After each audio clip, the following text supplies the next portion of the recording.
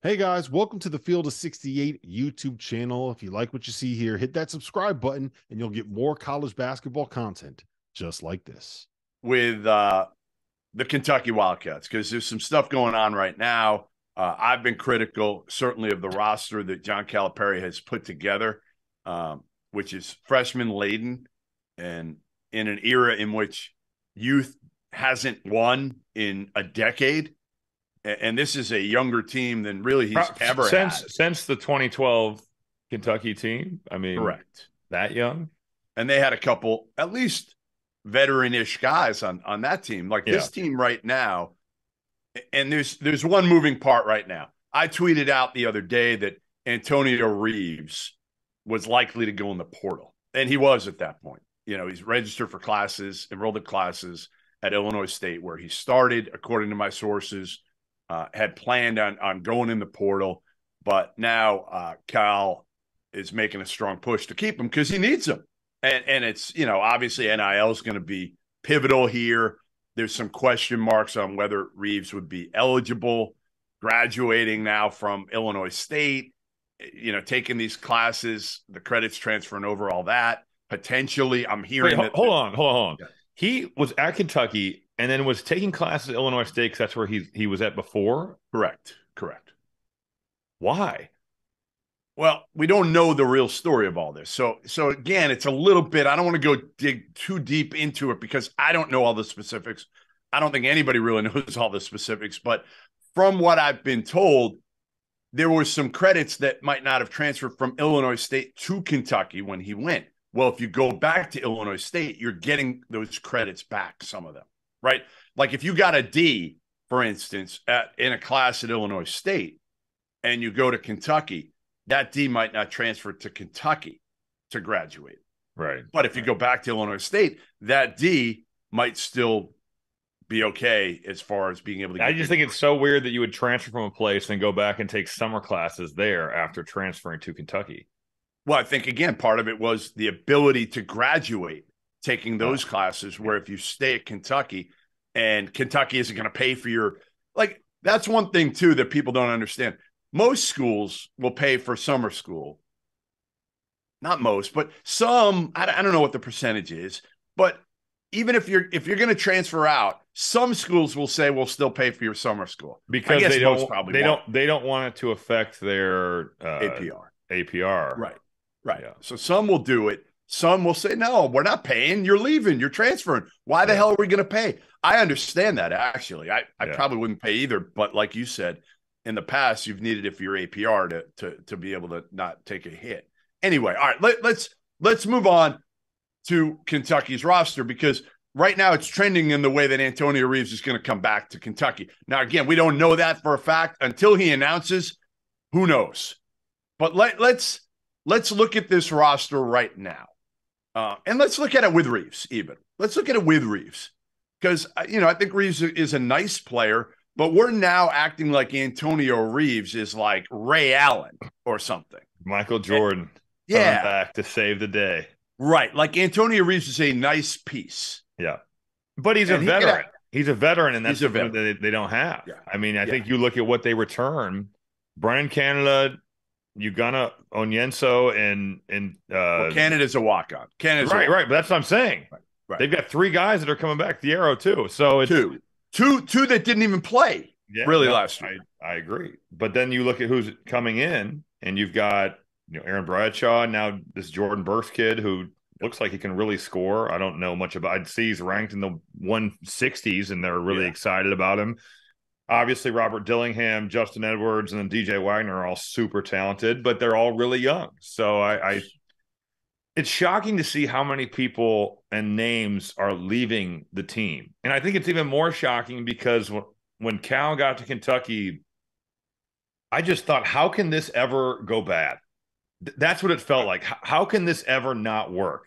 Because the fan base that Kentucky has, the resources that Kentucky has, the boosters, the way they were getting players, the way they were winning, the people that were in the program, and now I am baffled by his approach to the collective, and I can see where you might not like it, but in reading some of his comments, it's like He's in blue chips, and he's afraid that Happy the booster is going to be controlling the team from the outside. But there's all these places that have collectives, and I haven't gotten that feeling that even though people are giving money for NIL, that they have legit power to control things. But he acts like this will just take everything away. Now, I think they announced some new La Familia, I think it's called, or something like that. Yeah. I don't know what the hell it is. So is that a collective?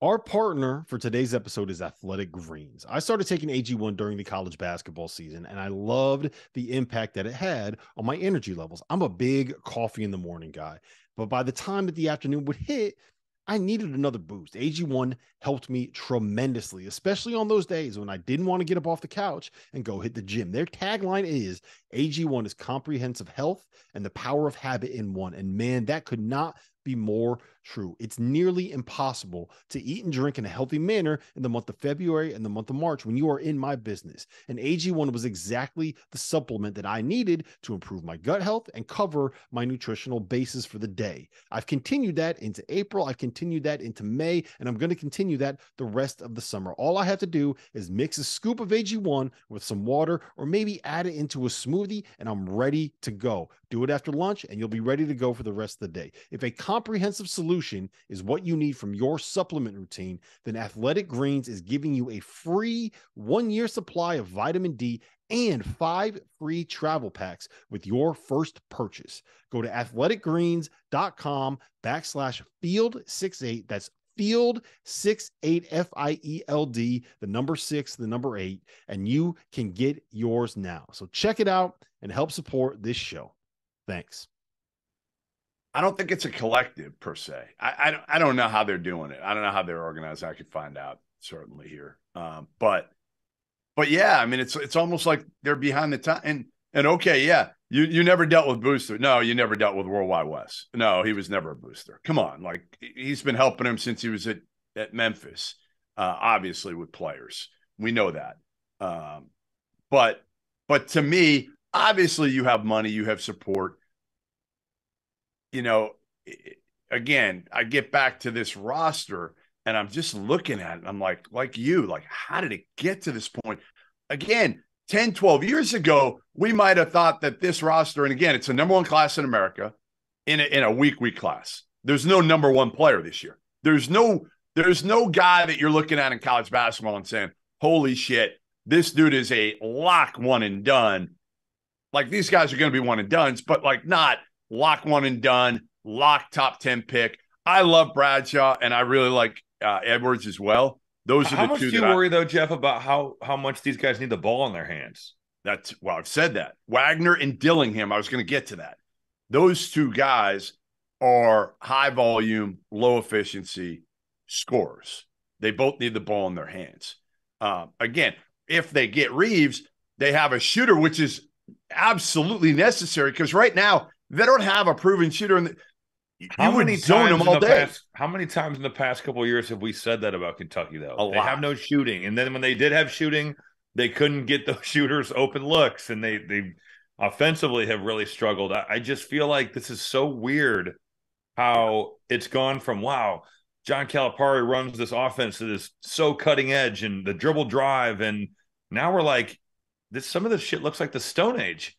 It really does. And yes. I just am baffled at how we got here. And it's jarring to see who's leaving. Damon Collins, C.J. Frederick, Chris Livingston, Oscar Shibwe, Jacob Toppin, Kaysen Wallace, Lance Ware, Severe Wheeler. Holy shit.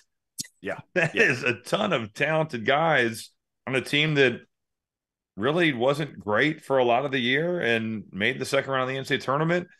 And you lose all that.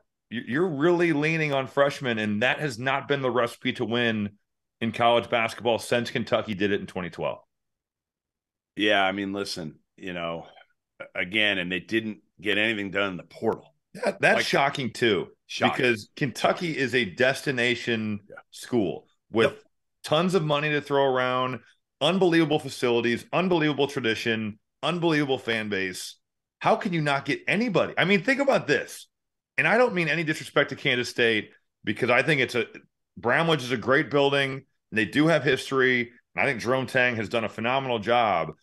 But can you imagine Kansas State beating out Kentucky for a high-level player ever. No. I mean, the fact that Kaluma went to Kansas State is shocking to me.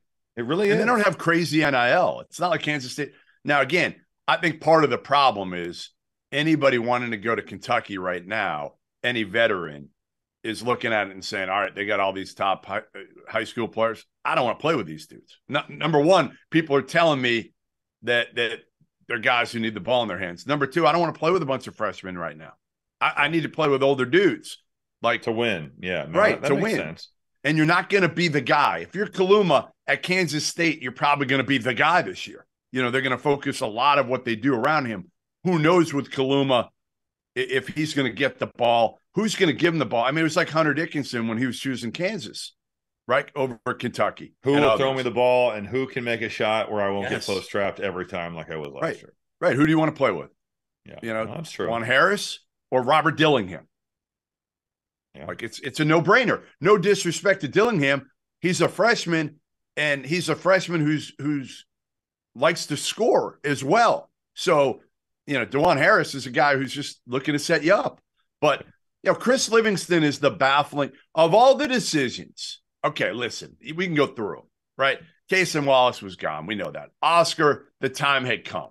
The time had come for Oscar. Although I'm a little surprised because I thought he could just make bank on NIL. And who knows what he's going to be. But he's made more money than he ever could have imagined anyway. Wouldn't it be great to stack another $1.5 million? Oh, totally. $2 million. Yes. I'm not saying he hasn't. I'm just saying, hey, year 2 or 3 of that sounds pretty good. You know what I wonder? I wonder if he was ready to move on partially because of how Cal utilized him. Remember, there were times last year. Remember when he was benched last year?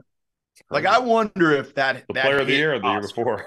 Right. I wonder if that hit Oscar from a pride standpoint, from a look at what I've done for this program to get it back to you know, from the year in the, you know, with COVID where they were 13 and 19, and Oscar kind of saved them. Let's face it. He kind of did. And then to be treated that way, and I understood it. Obviously, again, there were times when Oscar was terrible defensively, so you had to do something. But I just wonder how much communication there was about all that between he and Cal, and how much he was just ready to move on from that. All right, C.J. Frederick, listen, he was hurt, didn't make shots, but he's been hurt since he was at Iowa. I mean, that's kind of been his deal since he left right at the end of Iowa. He was injured while he was playing for Iowa. He was hurt a good amount. So he goes, Severe Wheeler didn't fit. You know, he got benched, hurt, benched, whatever you want to call it. Jacob Toppin, I don't know. You know, that's a weird one for me because I almost feel like, you know, maybe Toppin makes the league. I don't know if he's drafted, not drafted. Probably could have come back for one more and honestly been the guy. But again, is he getting the ball? Is he going to get the ball? So I'm fine with him. Lance Ware, go to Villanova. You barely did anything. Damian Collins is the one I honestly feel terrible about because he's had so many personal issues with deaths in his family. The nicest kid you'll ever meet. And I thought he was going to be a dude. Like, I thought he was going to be a shot-blocking menace who could run the court and just finish. And I think he could be. I honestly think he could be in time. But that was one that I wish he had stuck around because, you know, I don't know how Aaron Bradshaw, there's some concern. I don't know what level. It might be minor, but with a foot injury with Bradshaw. So, you know, again, a guy like Collins, if you have him sitting there. But again, I'm sure he's looking at it of like, all right, if I come back, how much am I going to play with all these kids? I will say with all the criticism that Cal has gotten, it still is pretty wild that he's got the numbers, 3, 4, 6, 16, 41. Like he's still got it's a crazy class from a numbers perspective. Now they have to prove it at this level, and that's going to be the big question. Can they do that?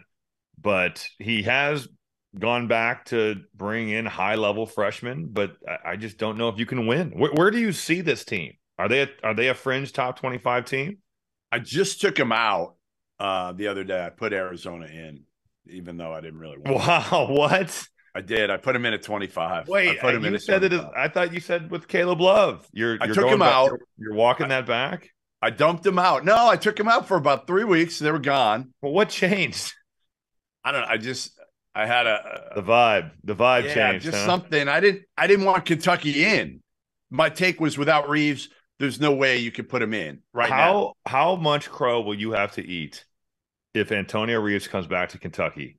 Will the Kentucky fans? They'll kill me, but again, all I was saying is at that point it was likely he was going to go I mean, the kid is enrolled in classes at Illinois State. Obviously, his intent at that point. You got to know that he's going to enroll in classes at Illinois State and maybe come back to Kentucky. You should have forethought that. Thank you for watching the Field of 68. If you've enjoyed what you've seen here, hit that like button, share this link with your friends, or check out the description for some other places that you can consume Field 68 content.